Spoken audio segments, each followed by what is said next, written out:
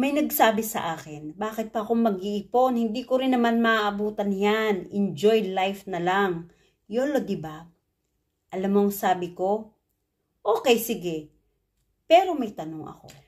Pag sinabing baka di mo na maabutan ang ipon mo, tanong ko lang, sure ka na ba kung kailan ka mawawala? May appointment ka na ba kay Lord? Pinirmahan mo na ba ang schedule mo? Ang ironic, no? Takot kang hindi magamit yung ipon mo. Pero hindi ka takot na maubusan kahit buhay ka pa rin. Reality check. Sa gastos ng buhay ngayon, mas nakakatakot ang mabuhay ng walang ipon. Sige, enjoy life ngayon. Lakwatsa dito, Starbucks doon, Shopee araw-araw.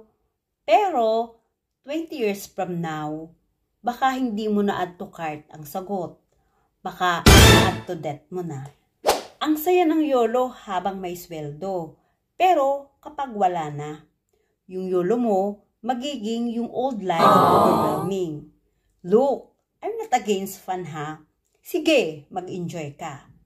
Pero wag mo namang ibenta ang future mo sa kasalukuyan. Alam mo kung sinong tunay na mag-i-enjoy sa buhay? Yung taong marunong maghanda habang malakas pa siya. Yung hindi iniwan ang future niya sa bahala na si Batman. Yes, hindi natin hawak kung hanggang kailan tayo. Pero habang buhay ka pa, make sure you live with peace of mind. Save, invest, and protect. Para kung sakali na tumagal ka, masasabi mong buti na lang, pinaghandaan ko to.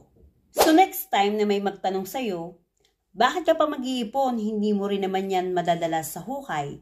Sabihin mo lang, ikaw, wala kang madadala, wala ka ring may